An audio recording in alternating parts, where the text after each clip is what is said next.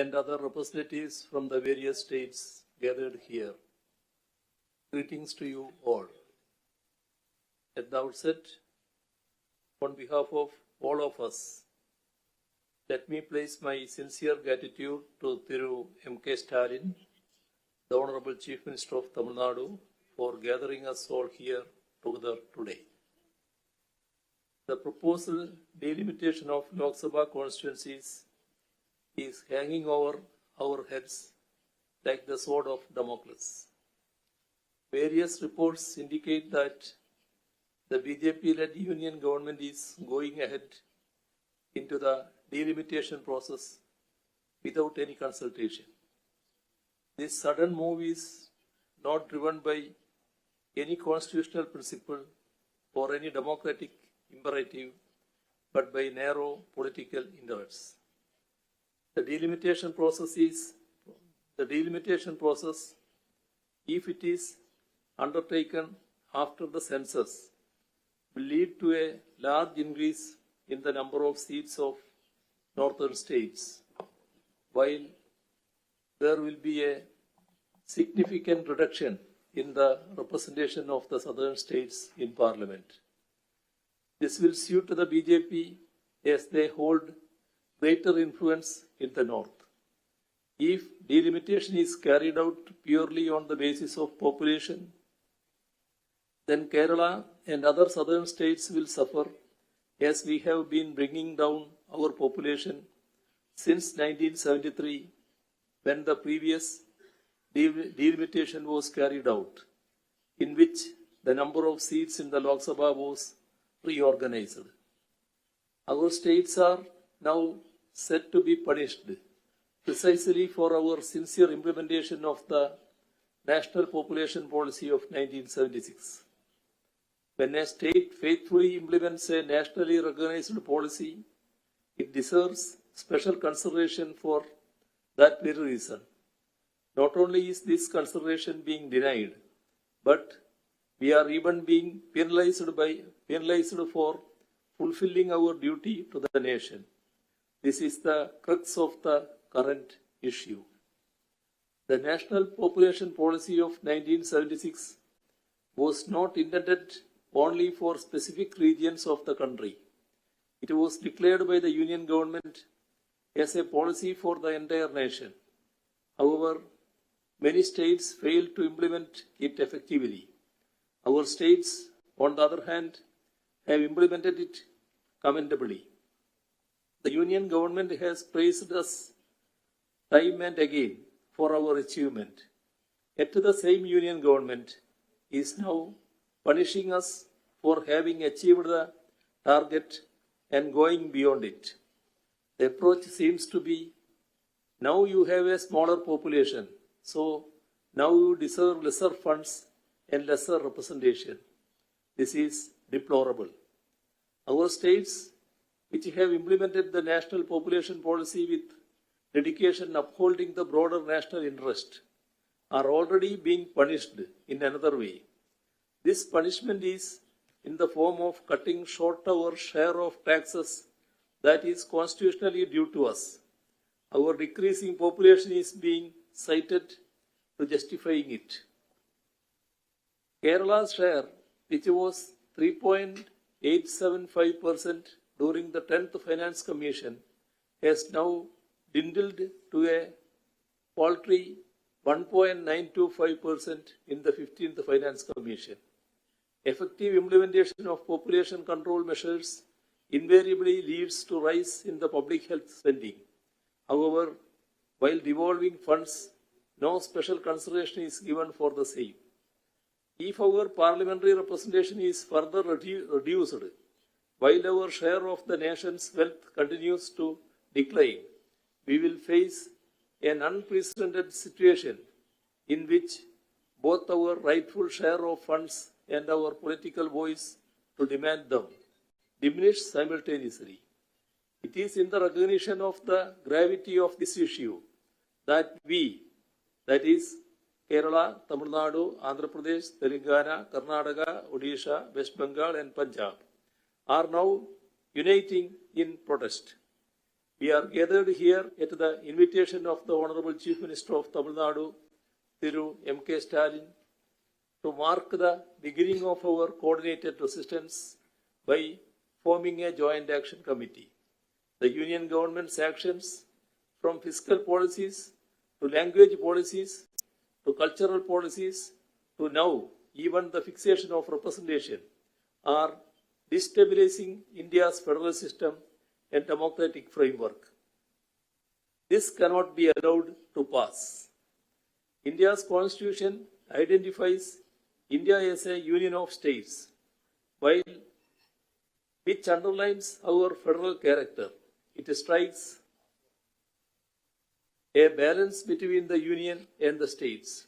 The current effort at delimitation disrupts this equilibrium, disproportionately empowering states that fail to implement national policies like population control. States that prioritize education, healthcare, and gender equity will be penalized for their progressive choices.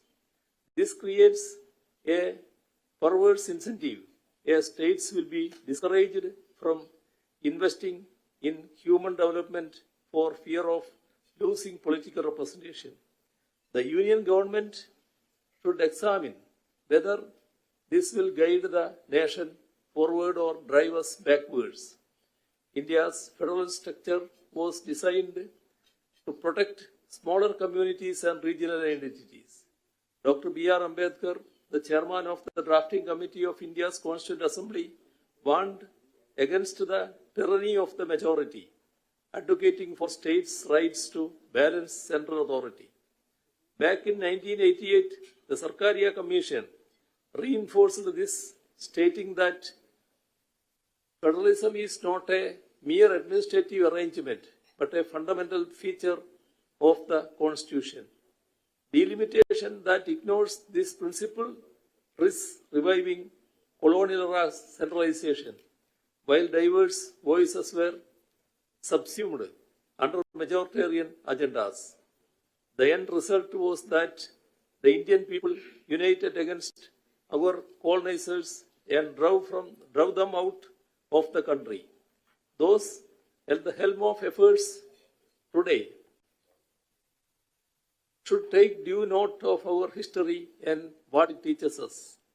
India's federal structure is a cornerstone of our democracy, designed to accommodate the country's vast mosaic of cultures, languages, and regional identities. The diversity that defines India is not just a demographic statistic. It is the bedrock upon which our unity is founded. A robust federal system ensures that every region, with its unique history, language, and cultural heritage, has a voice in the national dialogue. The current process of delimitation poses a serious threat to the preservation of our rich cultural and linguistic diversities as well. Redrawing constituencies solely on the basis of population without accounting for these vital cultural and linguistic factors risks the possibility of marginalizing those regions that have long preserved their distinct identities. This is especially critical for our states, which not only contribute to the nation's demographic fabric, but also enrich its cultural landscape. The strength of India lies in its plurality. Our cultural and linguistic diversities are assets that strengthen our nation, enabling us to harness a wide range of perspectives and innovations.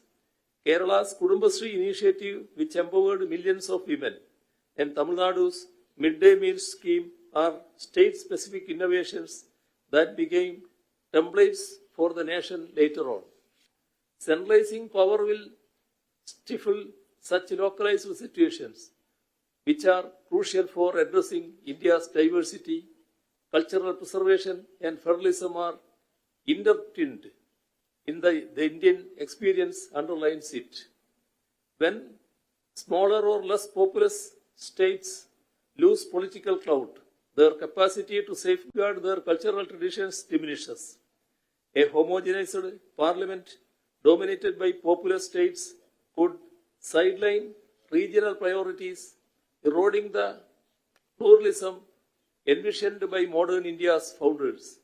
A centralized process that ignores these factors not only dilutes regional voices but also threatens the balance that has allowed India to thrive as a united and diverse republic.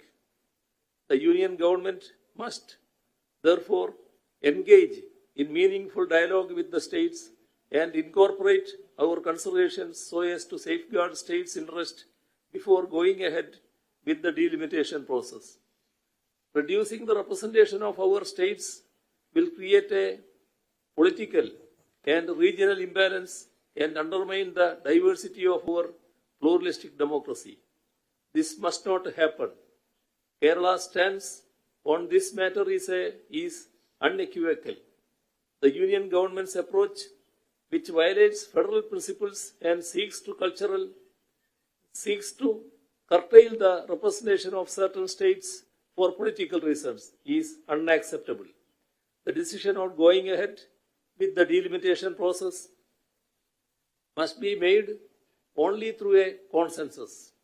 Article 82 of the Indian Constitution mandates the delimitation of parliamentary seats after every census. It was in exercise of this provision that the Lok Sabha strength was increased over the years from 489 to 543. However, delimitations have not been conducted as required by the Constitution after every census. Decisions to conduct or delay delimitation have been made solely on the basis of the transient political convenience of those in power.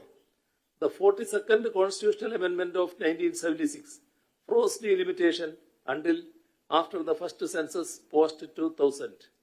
During this period, despite the implementation of the National Population Policy, population disparities persisted in the country, leading to the 84th Constitutional Amendment, which extended the delimitation freeze until after the first census post-2026. The 2021 census has not yet been conducted, and the next census is due in 2031. However, the Union government appears to be pushing the delimitation even before that. In the 2011 census, Kerala's population growth was a mere 4.92% compared to the national average of 17.7% between 2001 and 2011. As our states have recorded population growth rates below the national average during this period. The last reorganization of seats in the Lok Sabha was conducted in 1973, based on the 1971 census. At that time, Kerala accounted for 3.89% of India's population.